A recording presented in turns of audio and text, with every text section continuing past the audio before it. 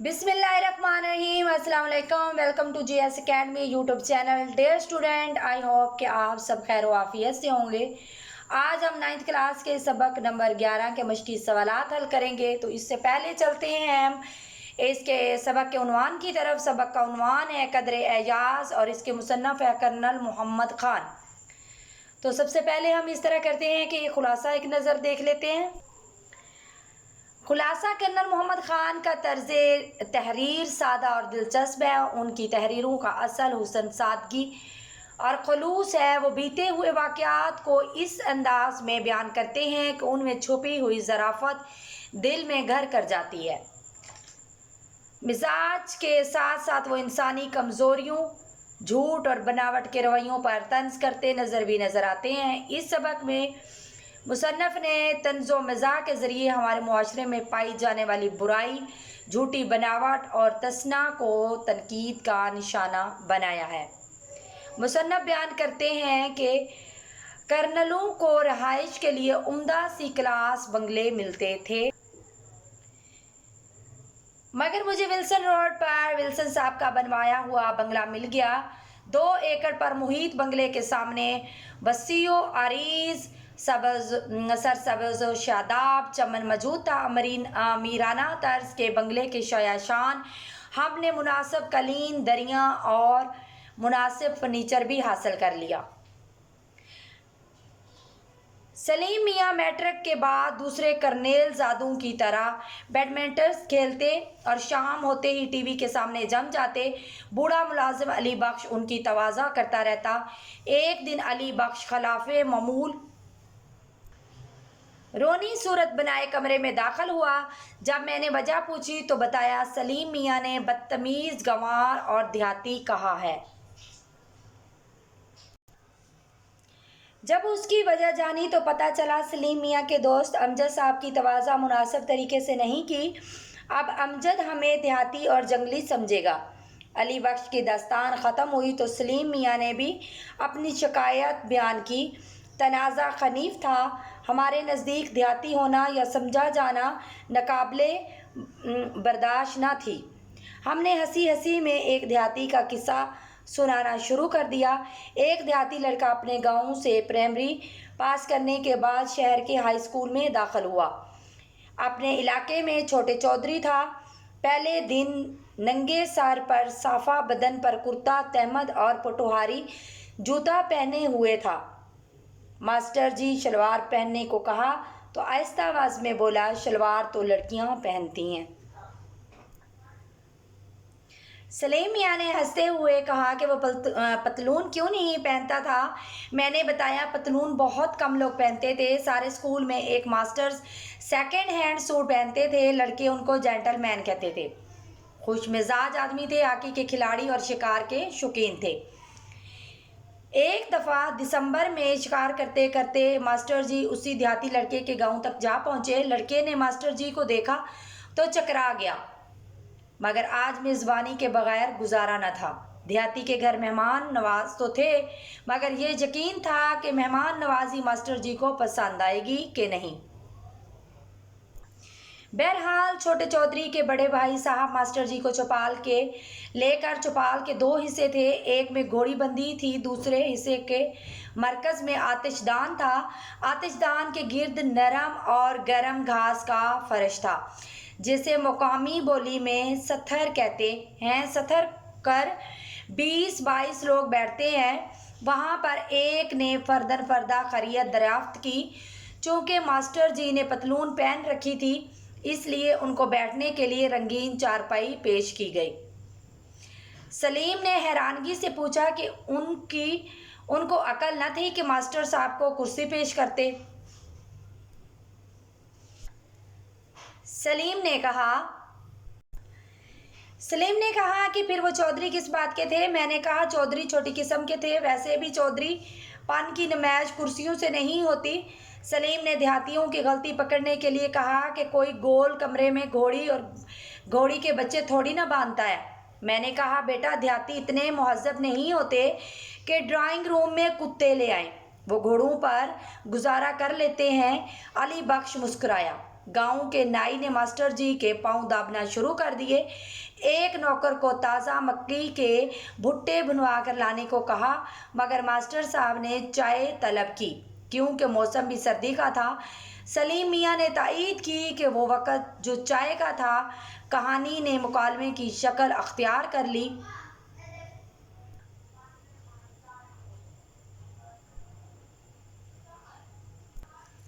जब मैंने सलीम को बताया कि चौधरी के घर में चाय मौजूद ना थी तो सलीम ने इश्तियाक से पूछा कि चाय ख़त्म हो गई थी। तो मैंने बताया कि उस वक़्त चाय का रिवाज देहातियों में ना पहुंचा था। बहरहाल गांव के एक मुकामी हकीम के पास चाय मिल गई क्योंकि उस वक़्त चाय सिर्फ बीमारों और मरीज़ों को पिलाते थे। चाय मिली तो ये पता ना था कि चाय कैसे बनाते हैं। बिला आखिर चाय बना ली, लेकिन कामयाब ना हुई। मास्टर जी ने एक घूंट भरा और प्याली नीचे रख दी। चौधरी साहब को रंज हुआ कि मास्टर साहब की फरमाइश पूरी ना हो सकी। रात को मास्टर जी को मुर्ग का सालन खिलाया गया। रात को सोने के लिए रेशमी रजाई पेश की गई। रात को घोड़े ने खांसा तो नौकर ने घोड़े को चारा और मास्टर साहब को दिलासा दिया। इसके बाद कोई ख़ास वाक़या ना हुआ। मास्टर साहब को खेतों की सैर कराई गई, फिर उन्होंने गुस्ल किया। सलीम ने तंज़न कहा कि गुस्ल भी बैठक में किया होगा। मैंने जवाब दिया, नहीं, मस्जिद में। उस पर सलीम मियाँ ने हैरत से कहा,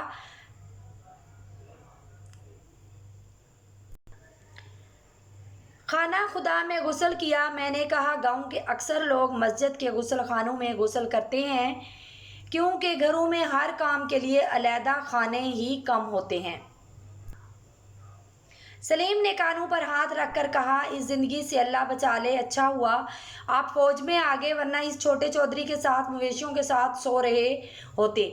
मैंने बताया कि उसके बाद मास्टर जी नाश्ता करके चले गए। सलीम ने कहा कि उसके बाद देहाती स्कूल में मुंह दिखाने के काबिल ना रहा होगा। मैंने कहा, नहीं, वो पढ़ता रहा। मैट्रिक पास करने के बाद लाहौर चला गया, ज़मीन बेचकर पढ़ाई का सारा खर्चा पूरा किया। इसके बाद फ़ौज में भर्ती हो गया। सलीम ने कहा, फिर आप उसे जानते होंगे, हमें भी मिलवाइए। तो मैंने बाजू फैलाकर कहा, आओ मिलो छोटे चौधरी से। सलीम मियाँ मुझे काफ़ी देर तक तकते रहे, फिर ये कहकर लिपट गए। अब्बाजान अब उसकी आंखें नम और एक देहाती के लिए मोहब्बत की चमक से भरपूर थीं।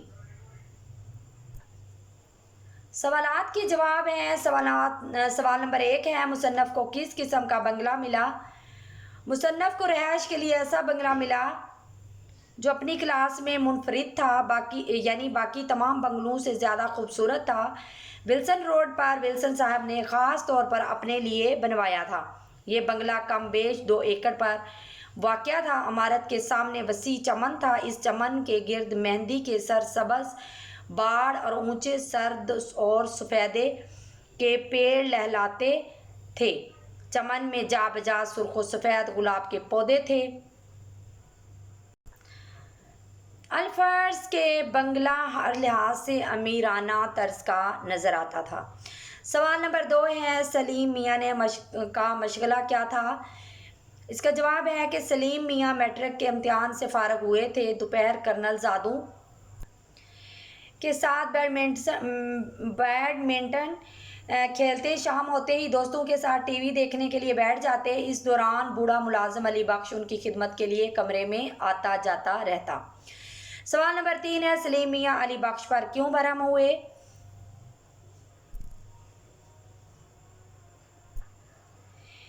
इसका जवाब है, सलीम मियाँ अली बख्श पर इसलिए बरहम हुए क्योंकि मुलाजिम अली बख्श ने उनके दोस्त अमजद साहब को गोल कमरे में सोफे पर ना बिठाया। गज़ा और ठंडे पानी के बजाय कोको कोला क्यों न पेश की? बरहमी की असल वजह यह थी कि अब अमजद ये समझेगा कि सलीम मियाँ के घर पर तवाज़ा का सलीका नहीं, ये लोग देहाती और जंगली हैं। सवाल नंबर 4 है, देहाती लड़का स्कूल गया तो उसका लिबास कैसा था? इसका जवाब है, देहाती लड़का अपने गांव में छोटा मोटा चौधरी या चौधरी का बेटा था। जब शहर के स्कूल में पहले दिन स्कूल में गया तो नंगे सर पर साफ़ा बांध रखा था। बदन पर कुर्ता और तहमद और पाँव में पटोहारी जूता था। सवाल नंबर 5 है, मास्टर जी छोटे चौधरी के गांव क्यों चले गए? मास्टर जी खुश मिजाज थे, हॉकी के खिलाड़ी थे, उसके अलावा शिकार का भी शौक था। एक दफ़ा दिसंबर में शिकार करते करते देहाती लड़के के गांव जा पहुंचे। रात का वक़्त करीब आ रहा था, इसलिए मास्टर साहब ने छोटे चौधरी के पास ठहरने का फैसला किया। सवाल नंबर 6 है, मास्टर जी को चाय कैसे पेश की? इसका जवाब है चाय ज़्यादा बेहतर न बन सकी। मास्टर साहब ने एक घूंट पिया, ठंडी लगी तो रख दी। सवाल नंबर 7 है, देहाती लड़के की कहानी सुनकर सलीम पर क्या असर हुआ? इसका जवाब है देहाती लड़के की कहानी सुनकर सलीम की आंखें नम हो गईं, आंखों में आंसू और आंखें नम हो गईं। आंखों में एक देहाती के लिए मोहब्बत की चमक पैदा हो गई। सवाल नंबर 4 है हमारे पास, सबक कदर अयाज के मतन को पेश नज़र रखते हुए दुरुस्त जवाब की निशानदेही टिक से करें। जो हमारे पास पहला है इस बयान जो पहला है हमारे पास, कर्नलों को रहायश के लिए कौन से बंगले मिलते थे? इसके हमारे पास 4 ऑप्शन है, A class, B class, C class या D क्लास। तो हमारा मुकम्मल लफ्ज़ जो है वो इस पे यहाँ पे नहीं लिखा, लेकिन यहाँ पे लिखना उम्दा C क्लास, यानी कि C क्लास जो है हमारा ऑप्शन ये दुरुस्त है। इसके बाद हमारे पास है अल फर्ज, हमारे बंगले का मिजाज हर जाविये से था, मोदबराना, अमीराना, खाकसाराना या आजाना। तो अमीराना।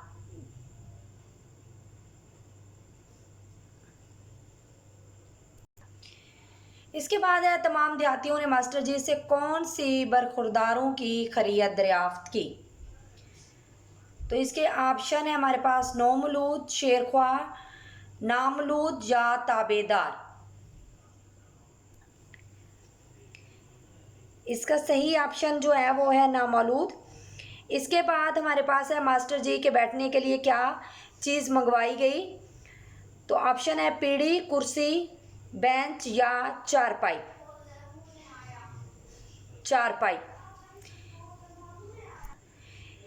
इसके 4 ऑप्शन हमारे पास कारण फ्लैग की, लस्सी की, चाय की या कॉफ़ी की। तो सही ऑप्शन जो हमारे पास है वो है चाय की। मतन को मद्देनज़र रखते हुए दुरुस्त और गलत जुमलों की निशानदेही टिक से करें। हमारे पास पहला बयान है, तरफ़ैन के बयानों से वाज़िह था कि तनाज़ा बहुत खाफीफ है, ये दुरुस्त है। सारे स्कूलों में एक हेड मास्टर साहब थे जो सूट पहनते थे, गलत है। इसके बाद हमारे पास तीसरा बयान है, सलीम और अली बख्श दोनों की आंखों में एक देहाती के लिए मजाक की चमक थी, गलत है ये। देहाती लोग अब इतने मुहज़्ज़ब नहीं हुए कि ड्राइंग रूम में कुत्ते ले आए, दुरुस्त है। सलीम मियाँ अभी FA के इम्तिहान से फारग हुए थे, गलत। लिहाजा हमारा आज का सबक जो है, आज का जो चैप्टर है मुकम्मल हुआ। वीडियो को लाइक करें, चैनल को सब्सक्राइब करें ताकि तमाम मालूमाती वीडियो आप तक पहुंचती रहें। डिस्क्रिप्शन से नोट्स लाजमी PDF की शक्ल में डाउनलोड कर लीजिए। नेक्स्ट वीडियो में मिलते हैं। अपना रखिए ख्याल, तब तक अल्लाह हाफिज़।